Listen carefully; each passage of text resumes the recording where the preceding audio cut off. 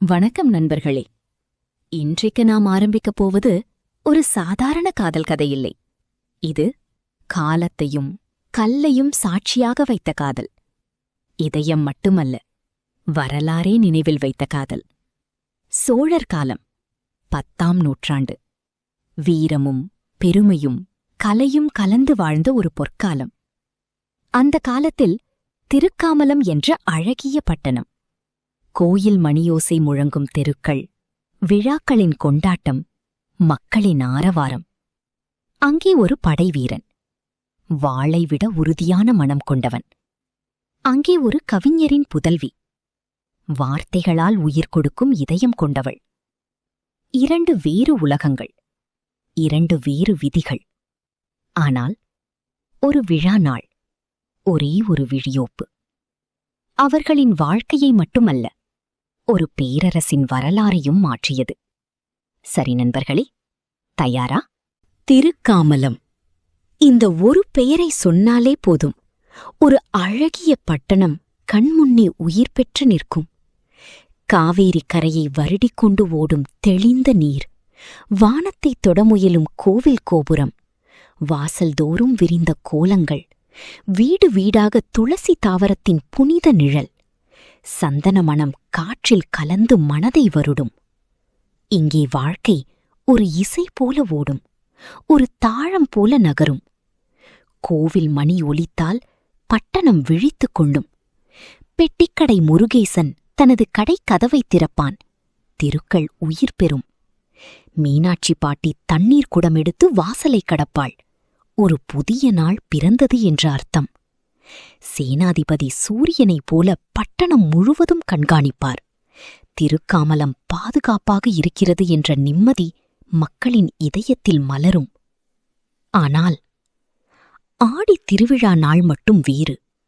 அன்று திருக்காமலம் ஒரு பட்டணம் இல்லை, ஒரு கொண்டாட்டம். தெரு முழுவதும் விளக்கொளி, கோவில் முழுவதும் மங்கள இசை, மக்களின் முகம் முழுவதும் சந்தோஷம். காற்றில் ஒரு புனிதம், இதயங்களில் ஒரு எதிர்பார்ப்பு.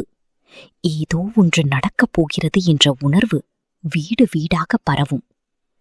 அப்படிப்பட்ட ஒரு விழா நாளில்தான் இந்த காதல் கதை ஆரம்பிக்கிறது. அதிகாலை. சூரியன் இன்னும் முழுதாக உதிக்கவில்லை. ஆனால் திருக்காமலம் ஏற்கனவே விழித்துக் கொண்டிருந்தது. பெட்டிக்கடை முருகேசன் தனது கடைக்கொட்டையை திறக்க வந்தபோதே தெருவிலிருந்த கூட்டத்தை பார்த்தான். இன்று சாதாரண நாளல்ல என்று அவனுக்கு உடனே புரிந்தது. ஆடி திருவிழா நாள். கோவில் தெரு ஏற்கனவே மக்கள் சலசலப்பால் நிரம்பியிருந்தது. அப்போது கடை சிறுவன் முத்து மூச்சு திணற ஓடிவந்து நின்றான். முத்து: ஐயா, திருவாசல் ஐயரின் புதல்வி கமலா அக்கா இன்னைக்கு நாட்டியம் ஆடுவாங்களா? முருகேசன் கண்களை பெரிதாகத் திறந்து முகத்தில் சிரிப்பு மலர்ந்தது. முருகேசன்: அந்த ஒரு விஷயத்த பார்க்கணும்னு இருந்தா என்னோட கொட்டை கூட மூடி போயிடும்டா. அவங்க பரதநாட்டியம் பார்த்தா கண் வேற எங்கும் போகாது. நான் ஏற்கனவே ஸ்டேஜ் முன்னாடி உட்கார போற இடம் முடிவு பண்ணிட்டேன். முத்து சிரித்தபடி கடைக்கதவை பார்த்தான். ஐயா, ஆனா இன்னும் கொட்ட திறக்கலையே. முருகேசன் சற்றே நெடுங்க மூச்சு விட்டான். முருகேசன்: அதுதாண்டா சிக்கல். ஒரு பக்கம் கோவில் நாட்டியம் பார்க்கணும்னு நெஞ்சு இழுக்குது, இன்னொரு பக்கம் கடை பார்க்கணும்னு தர்மம் இழுக்குது. இரண்டையும் ஒரே நேரத்துல பண்ண முடியுமா? முடியாது. ஆனா முயற்சி பண்றது, அதுதான் என் தர்மம் என்று சொல்லி சிரித்தபடி அவன் கொட்டையை திறந்தான். ஆனால் முதல் கஸ்டமர் வருவதற்கு முன்பே அவனுடைய கண்கள் மீண்டும் கோவில் வாசலை நோக்கி திரும்பிவிட்டன. திருவாசல் கவிஞரின் எழுத்து அறை. அதிகாலை நேரத்தின் அமைதி அறை முழுவதும் பரவியிருந்தது. ஒரு சின்ன எண்ணெய் விளக்கு மட்டும் மெல்ல எரிந்தது. அதன் ஒளியில் சுவரெங்கும் அடுக்கி வைக்கப்பட்டிருந்த பனை ஓலைகள் பொன்னிறமாக மின்னின. சந்தன மணம் காற்றில் கலந்திருந்தது. அறையின் நடுவில் திருவாசல் தன் பனை ஓலையில் ஒரு கவிதையை எழுதிக் கொண்டிருந்தார். ஆனால் கவிதை நடுவிலேயே நின்றுவிட்டது. எழுத்துக்கோல் கையில் இருந்தபடியே அவர் மெதுவாக தனக்குத்தானே முணுமுணுத்தார். திருவாசல் தனக்குள். காதல். அதை கவிதையில் பிடிக்க முயற்சிப்பது கையில் நீரை பிடிக்க முயல்வது போல. உணர்ந்தால் எழுதுவேன், எழுதினால் உணர்வேன். இந்த வட்டத்தை யாரால் உடைக்க முடியும்? அந்த நேரத்தில் கதவு மெதுவாக திறந்தது. கமலா உள்ளே வந்தாள். அவள் கையில் பூமாலை, மற்றொரு கையில் விளக்கெண்ணெய் பாத்திரம். அவளது கண்களில் ஒரு அபூர்வமான நிதானம் இருந்தது. அந்த நிதானம் பார்ப்பவர்களுக்கு வலிமையாக தெரியும்.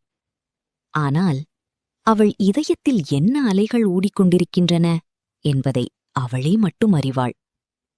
கமலா. அப்பா, இன்னும் எழுதிக் கொண்டிருக்கிறீர்களா? நல்ல நேரமாகிவிட்டது, தயாராக வேண்டாமா? திருவாசல் தன் மகளை பார்த்து மெதுவாக சிரித்தார். திருவாசல். நீ தயாராகிட்டாயா கமலா? கமலா. நாட்டியத்துக்கெல்லாம் தயாரப்பா. திருவாசல் சற்றே யோசித்தார். கமலா, இன்றைய விழாவில் பயம் இல்லையா? ஊரே உன்னை பார்க்கப் போகிறது. கமலா அமைதியாக புன்னகைத்தாள். கமலா. அப்பா, நான் மனிதர்களுக்காக ஆடவில்லை, கடவுளுக்காக ஆடுகிறேன். அப்படி இருக்க பயம் யாரின் முன்னால்? அந்த வார்த்தைகள் திருவாசலின் இதயத்தைத் தொட்டன. ஒரு கணம் அவர் தன் மகளை பார்த்தபடியே நின்றார். கமலா வாசல் வரை சென்று திரும்பி பார்த்தாள். கமலா. அப்பா, நீங்கள் இப்போது எழுதியது ஒரு நாள் என்னைப் பற்றித்தான் இருக்கும். அவள் மெதுவாக வெளியேறினாள். திருவாசல் மீண்டும் பனை ஓலையை நோக்கினார். அவள் சொன்னது உண்மைதான் என்று நினைத்தபடி அவரது உதடுகளில் மெல்லிய சிரிப்பு மலர்ந்தது. அதே நேரம் கோவில் வெளிமண்டபம். ஆடித் திருவிழாவின் உற்சாகம் ஒரு பக்கம் பொங்கிக் கொண்டிருந்தாலும் அதன் நடுவே படைவீரர்களின் வரிசை ஒழுங்காக நின்றது. அவர்களின் முன் சேனாதிபதி எழுந்து நின்றார். அவரது குரல் வாளின் நுனி போல் கூர்மையாக ஒலித்தது. சேனாதிபதி. விழா நாளென்றால் சோம்பல் இல்லை, அலட்சியம் இல்லை. இது மக்களுக்கு கொண்டாட்ட நாளாகலாம். ஆனால் நமக்கு? ஒரு கணம் அவர் சுற்றி நின்ற வீரர்களை நோக்கி பார்த்தார். சேனாதிபதி. இது பொறுப்பு. நமக்கு இது மரியாதை மட்டும் இல்லை, இது ஒரு ஆபத்து நிறைந்த நாள். கோவில் மண்டபம் முழுவதும் பாதுகாப்பு பலப்படுத்தப்பட வேண்டும். கூட்டத்தில் தள்ளுமுள்ளு கூட நடக்கக்கூடாது. ஒரு குழந்தைக்கும் காயம் வரக்கூடாது. ஒரு அசம்பாவிதமும் நிகழக்கூடாது. அவர் குரலை மேலும் உறுதியாக்கினார். சேனாதிபதி. விக்ரமன். முன் வரிசையில் நின்ற இளம் வீரன் உடனே முன்னே வந்தான். அவனது கண்களில் அமைதி, நிற்கும் விதத்தில் வீரத்தின் ஒழுக்கம். விக்ரமன். ஆயா. சேனாதிபதி. கோவில் நாட்டிய மண்டபம் முக்கிய பகுதி. அதன் முழு பொறுப்பும் உன்னுடையது. விழா விழாவாக இருக்கட்டும். உனக்கு டியூட்டி மட்டும், வேறு எதுவும் வேண்டாம். விக்ரமன் தலையசைத்தான். விக்ரமன். தெரியுமாயா? சேனாதிபதி திரும்பிச் செல்லத் தொடங்கினார். ஆனால் 2 அடிகள் சென்றபின் மெதுவாக நின்று பின்னால் திரும்பாமல் பேசினார். அவரது குரல் இம்முறை தந்தையின் குரலாக இருந்தது. சேனாதிபதி. மெல்ல. இன்று இந்த விழா மக்களுக்கானது. நாளை உன் வாழ்க்கைக்கும் ஒரு விழா தேவைப்படும். அந்த நேரத்தில் பேசலாம். அதை சொல்லிவிட்டு அவர் விக்ரமன் ஒரு நிமிடம் அசையாமல் நின்றான். தன் தந்தையின் முதுகை பார்த்தான். ஏதோ சொல்ல வேண்டும் போல. இதயத்தில் வார்த்தைகள் எழுந்தன. ஆனால் அவை உதடுகளை தாண்டவில்லை. எப்போதும் போல. மாலை நேரம். திருக்காமலம் முழுவதும் விளக்கொளியில் மூழ்கியிருந்தது. கோவில் கோபுரத்தின் மீது சூரியனின் கடைசி பொன்னிற ஒளி விழுந்து அந்த மண்டபத்தை ஒரு தெய்வீக மேடையாக மாற்றியிருந்தது. நாதஸ்வரம் மெதுவாக உயர்ந்தது. தவில் அதற்கு இதயத் துடிப்பைப் போல இணைந்தது. மக்கள் கூட்டம் அலைபோல் அசைந்தது. குழந்தைகளின் சிரிப்பு, பெண்களின் கிசுகிசுப்பு, வீரர்களின் விழிப்பான பார்வை. அந்த கூட்டத்தின் நடுவே விக்ரமன் நின்றிருந்தான். வாளுடன், கவசத்துடன். ஆனால் கண்கள் மட்டும் கடமையின் எல்லைகளை தாண்டி மண்டபத்தை நோக்கி காத்திருந்தன. முக்கிய பகுதி உன் பொறுப்பு. தந்தையின் வார்த்தைகள் இன்னும் காதில் ஒலித்தன. அதே நேரம் மண்டபத்தின் மறுபுறம் மெதுவாக விளக்குகள் மேலும் ஏற்றப்பட்டன. ஒரு கணம் நாதஸ்வரம் நின்றது. பிறகு ஒரு நீண்ட இனிய ராகம். அனைவரின் பார்வையும் ஒரே திசையில் திரும்பியது. மண்டப வாசலில் கமலா தோன்றினாள். மல்லிகை பூவால் அலங்கரிக்கப்பட்ட கூந்தல், சந்தனக்கரை பதிந்த நெற்றி, புன்னிற ஆபரணங்களில் மெல்ல ஒளிரும் தீப ஒளி. அவள் நடந்த ஒவ்வொரு அடியும் இசைக்கு ஏற்ற தாளம் போல இருந்தது. விக்ரமனின் கண்கள் அந்த நொடியில் அசையாமல் நின்றுவிட்டன. கூட்டத்தின் சத்தம் மெதுவாக தொலைந்தது. நாதஸ்வரமும் மங்கியது. அந்த உலகத்தில் இப்போது இருந்தது அவள் மட்டும். கமலா மேடையின் நடுவில் நின்றாள். ஒரு கணம் தலையை தாழ்த்தி இறைவனை வணங்கினாள். பிறகு மெதுவாக முகத்தை உயர்த்தினாள். அவளது பார்வை கூட்டத்தை தாண்டி நகர்ந்தது. முதலில் விளக்குகள், பிறகு மக்கள், பிறகு அவன், விக்ரமன். அந்த நொடி நேரம் நின்றது. அவளது கண்கள் அவன் கண்களை தொட்டன. ஒரு கணம் மட்டும். ஆனால் அந்த ஒரு கணத்தில் சொல்லப்படாத 1000 வார்த்தைகள் இருந்தன. விக்ரமனுக்கு அது ஒரு பார்வை இல்லை, ஒரு அலை. இதயத்தை வந்து மோதிய ஒரு அலை. அவன் இதயம் ஒரு துடிப்பை தவறவிட்டது. கமலா சற்றே திகைத்தாள். ஏனோ அந்த வீரனின் கண்களில் ஒரு அமைதியும் ஒரு தனிமையும் அவளுக்கு தோன்றியது. அவள் பார்வையை திருப்ப வேண்டும். ஆனால் முடியவில்லை. அந்த நொடியில் 2 வேறு உலகங்கள் முதல் முறையாக ஒன்றை ஒன்று தொட்டன. நாதஸ்வரம் திடீரென உயர்ந்தது. அதோடு கமலா நாட்டியத்தை ஆரம்பித்தாள். ஆனால் அவளது மனத்தின் ஓர் மூலையில் அந்த வீரனின் பார்வை பதிந்துவிட்டது. விக்ரமனும் மீண்டும் கடமையை நோக்கி பார்ப்பதற்கு முயன்றான். ஆனால் அவன் கண்கள் மீண்டும் மீண்டும் மேடையை தேடியன. அந்த விழா இரவு ஒரு நாட்டியத்தின் தொடக்கம் மட்டுமல்ல, ஒரு காதல் காவியத்தின் முதல் இதயத் துடிப்பு.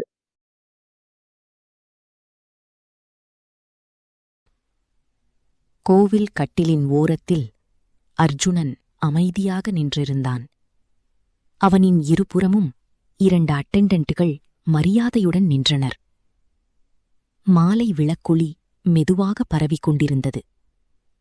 அர்ஜுனனின் கண்கள் விழா ஏற்பாடுகளை நிதானமாக ஆராய்ந்தன. மேடை கட்டும் வேலை, விளக்குகள் ஏற்றும் பணியாளர்கள், மக்கள் மெதுவாக கூடும் சலசலப்பு. ஒவ்வொன்றையும் அவன் கூர்மையாக கவனித்தான். ஆனால் அந்த பார்வையின் பின்னால் இன்னொரு தேடல் இருந்தது. திருவாசல் குடும்பத்திலிருந்து யாராவது வந்திருக்கிறார்களா? அவனது கண்கள் கூட்டத்தின் நடுவே முகங்களை தேடின. அந்த நேரத்தில் பக்கத்தில் நின்ற அட்டெண்டன்ட் மெதுவாக பேசினான். அட்டெண்டன்ட், ஐயா, இன்றைய நாட்டியம் கமலா அக்காதான் ஆடப்போறாங்கன்னு சொல்றாங்க. அர்ஜுனனின் முகத்தில் மெல்லிய சிரிப்பு தோன்றியது. அவன் பார்வை இன்னும் மேடையிலேயே நிலைத்திருந்தது. அர்ஜுனன், ஆமாம், தெரியும். ஒரு கணம் நின்று சற்றே தாழ்ந்த குரலில் தொடர்ந்தான்.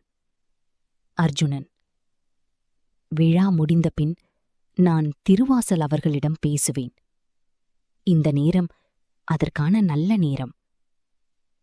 அதைச் சொல்லும்போது அவன் கண்களில் ஒரு அமைதியான தீர்மானம் தெரிந்தது. பிறகு மீண்டும் மேடையை நோக்கி பார்த்தான்.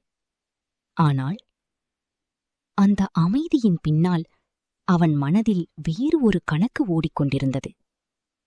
ஒரு முடிவு, ஒரு வாய்ப்பு, ஒரு எதிர்காலம்.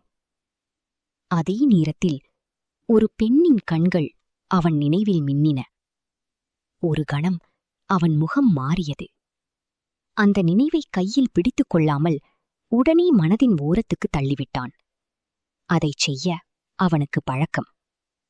ஏனெனில் அர்ஜுனன் உணர்வுகளை விட முடிவுகளை நம்புபவன்.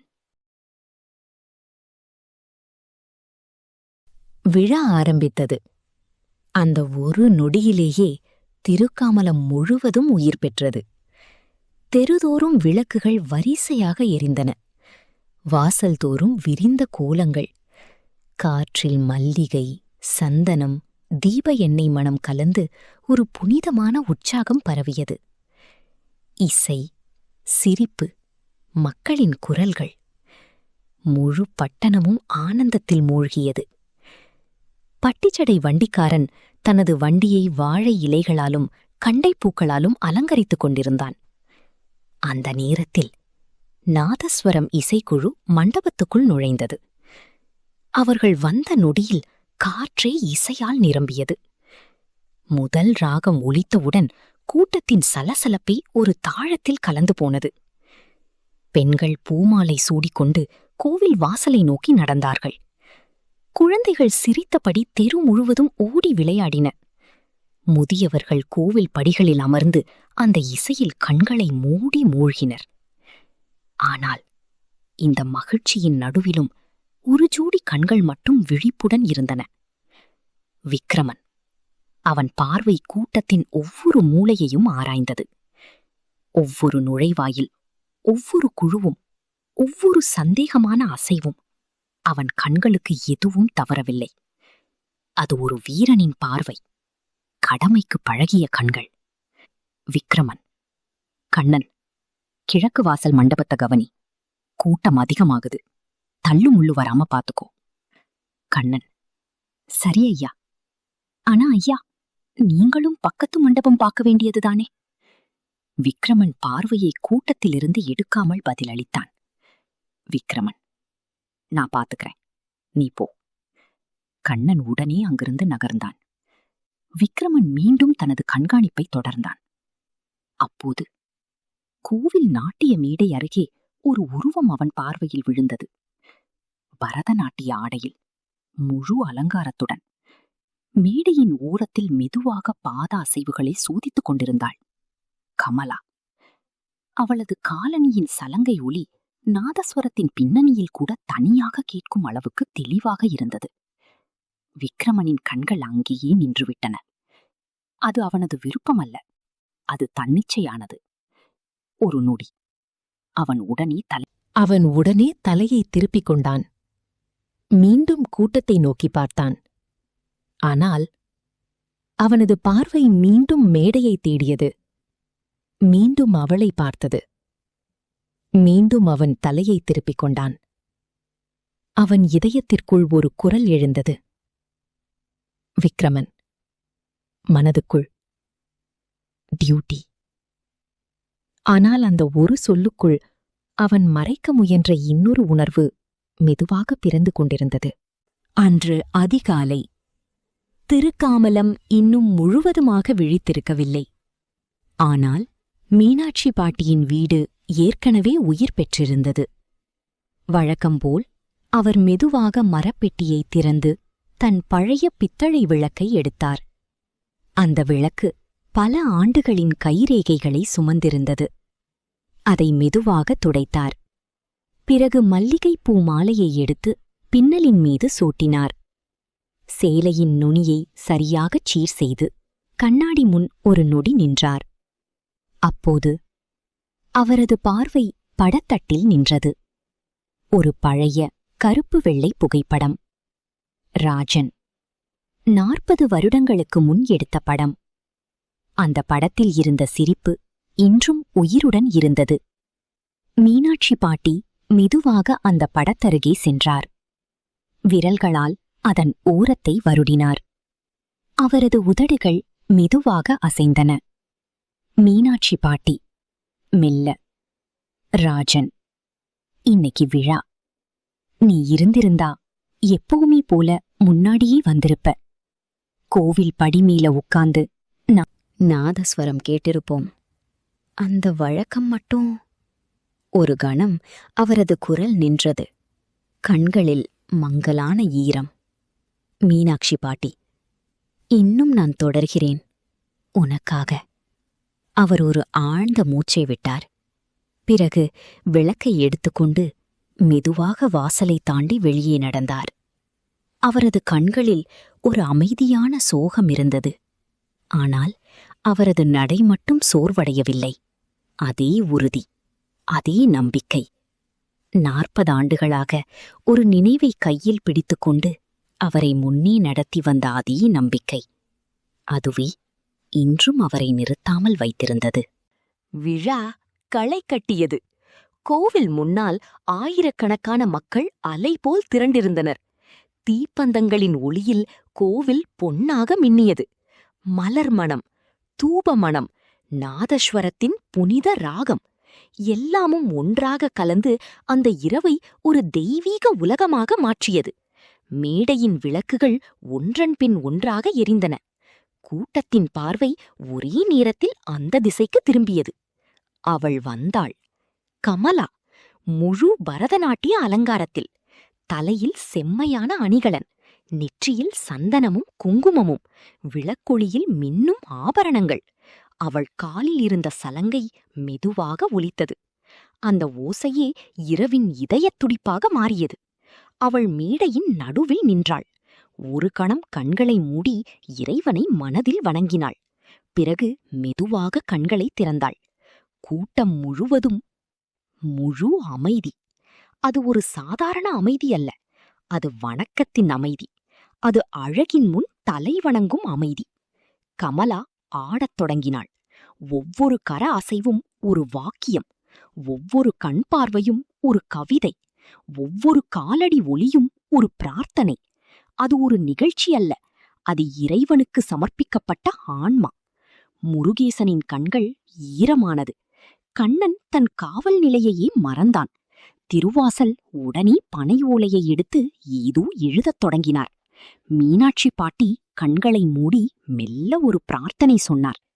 ஆனால் விக்ரமன் மட்டும் வேறொரு உலகத்தில் நின்றான். அந்த நொடியில் அவன் ஒரு படைவீரன் இல்லை. அவன் எல்லைகளை பார்க்கவில்லை. அவன் ஆபத்தை கணிக்கவில்லை. அவன் ஒரு மனிதன் மட்டும். வியப்பால் நிறைந்தவன், அழகால் கட்டுண்டவன். அவன் கை வாளின் பிடியில் இருந்தது. மெல்ல, அறியாமலே கீழே நழுவியது. அவனுக்கே தெரியவில்லை. அந்த நேரத்தில் நாட்டியத்தின் நடுவே கமலாவின் கண்கள் கூட்டத்தை ஸ்வீப் செய்தன. ஒரு இயல்பான பார்வை, ஒரு பரதநாட்டிய அசைவு. ஆனால் ஒரு இடத்தில் அது நின்றது. விக்ரமன். அவன் கண்கள் மேடையை மட்டும் பார்க்கவில்லை, அவளை பார்த்தன. ஒரு விழியோப்பு. 2 வினாடி. நேரம் நின்றது. அந்த 2 வினாடிகளில் ஒரு உலகம் பிறந்தது. வார்த்தைகள் இல்லை, அசைவுகளில். ஆனால் ஒரு அடையாளம். ஒருவரை ஒருவர் முதன்முறையாக உணர்ந்த அடையாளம். பிறகு கமலா பார்வையை திருப்பினாள். நாட்டியம் தொடர்ந்தது. சில நிமிடங்களில் அது முடிந்தது. கூட்டம் முழுவதும் எழுந்து நின்றது. கரகோஷம், வந்தனை. அந்த நேரத்தில் திடீரென்று ஒரு பலத்த காற்று. எங்கிருந்து வந்தது என்று யாருக்கும் புரியவில்லை. ஒரே நொடியில் விழாவின் எல்லா விளக்குகளும் அணைந்தன. கூட்டம் அதிர்ந்தது. ஒரு கணம் குழப்பம். விக்ரமன், கண்ணன், கிழக்கு வாசல் கவனி. கூட்டம் தள்ளாதீங்க. வீரர்களே, நிலைகளுக்கு. அவன் வேகமாக மேடையை நோக்கி ஓடினான். ஆனால் மேடை காலியாக இருந்தது. அவள் போய்விட்டாள். விக்ரமன் மனதுக்குள், எங்கே? அந்த இருளின் நடுவே ஒரு சிறிய ஒளி தோன்றியது. மீனாட்சி பாட்டி தன் பித்தளை விளக்குடன் அமைதியாக நின்றிருந்தார். அவரது முகத்தில் எல்லாம் தெரிந்த புன்னகை. மீனாட்சி பாட்டி, வீரனே, எந்த காரியத்துக்கு இவ்வளவு அவசரம்? விழா பாதுகாப்புக்கா, இல்லை வேறொரு காரியமா? விக்ரமன் சற்றே திகைத்தான். விக்ரமன், பாட்டி, மேடையில் இருந்த நாட்டிய கலைஞரை பாத்தீங்களா? பாட்டி மெதுவாக சிரித்தார். ஓஹோ, கலைஞரா? அவர் திருவாசலின் புதல்வி கமலா. ஏன், காரியம் இருக்கா? விக்ரமன் உடனே தன்னை சமாளித்தான். விக்ரமன், இல்லை, விழா தொடர்பான விஷயம், அதுதான். பாட்டி சிரிப்பை அடக்காமல் பேசினார். விழா விஷயமா? சரி, திருவாசல் வீடு, கிழக்கு வாசல் வழியா இடப்பக்கம் 3வது வீடு. ஆனா இன்னைக்கு அந்த விழா விஷயம் நாளைக்கு போகட்டும். அவர் சிரித்தபடி அங்கிருந்து நடந்து சென்றார். கூட்டம் மெதுவாக கலைந்தது. விளக்குகள் மீண்டும் ஒன்றன் பின் ஒன்று எரிய தொடங்கின. அந்த நேரத்தில் விக்ரமனின் பார்வை தரையில் நின்றது. ஒரு வெள்ளி கால்காப்பு, சலங்கையின் ஒரு பகுதி, நாட்டியத்தின் நடுவே தவறி விழுந்திருக்கும். அவன் அதை மெதுவாக எடுத்தான். அதில் இருந்த சிறிய மணி இரவின் அமைதியில் மென்மையாக ஒலித்தது. அந்த ஓசை அவன் இதயத்துக்குள் நேராக விழுந்தது. அவன் கையை மெதுவாக மூடினான், ஒரு அரிய பொக்கிஷத்தை பிடிப்பது போல. இப்போது அந்த கால்காப்பு அவன் கையில் இருந்தது. அந்த நாட்டியம் அவன் நெஞ்சில் இருந்தது. அந்த விழியோப்பு அவன் உயிரில் பதிந்திருந்தது. ஆனால் அவளின் பெயர் மட்டும் இப்போதுதான் கிடைத்தது. கமலா. ஒரு பெயருடன் ஒரு காதல் ஆரம்பித்து விட்டதா? அந்த இரவு திருக்காமலம் மெதுவாக உறங்கியது. ஆனால் விக்ரமன் மட்டும் தூங்கவில்லை. நண்பர்களே, இப்படிதான் ஆரம்பிக்கிறது கல்லில் செதுக்கிய காதல். ஒரு விழா இரவு, ஒரு விழியோப்பு, ஒரு வெள்ளிக் கால்காப்பு, ஒரு பெயர் தெரியாத நெஞ்சின் முதல் துடிப்பு. இது முதல் பாகம் மட்டும். இந்த காதல் காவியத்தில் இன்னும் 9 பாகங்கள் உங்களை காத்திருக்கின்றன. ஒவ்வொரு பாகமும் ஒரு புதிய உண்மையை வெளிப்படுத்தும். ஒவ்வொரு பாகமும் ஒரு மறைந்த வலியை சொல்லும். ஒவ்வொரு பாகமும் ஒரு வெற்றியின் பாதையை திறக்கும். அடுத்த வாரம் வரும். அந்த பாகத்தில் விக்ரமன் கையில் இருக்கும் அந்த கால்காப்பு யாருக்கு சொந்தம் என்பதை அறிந்து கொள்வான். முதல் முறையாக கமலாவை நேரில் சந்திப்பான். அந்த சந்திப்பு ஒரு சாதாரண உரையாடலாக ஆரம்பித்து வழக்கமற்ற உணர்வாக மாறும். அடுத்து என்ன நடக்கும்? விக்ரமன் அந்த கால்காப்பை திருப்பிக் கொடுப்பானா? அல்லது அதை தனது இதய ரகசியமாக வைத்துக் கொள்வானா? இதை தெரிந்து கொள்ள இந்த சேனலை சப்ஸ்கிரைப் செய்து பெல் ஐகானை அழுத்த மறக்காதீர்கள். அடுத்த வாரம் பாகம் 2இல் மீண்டும் சந்திப்போம். நன்றி நண்பர்களே.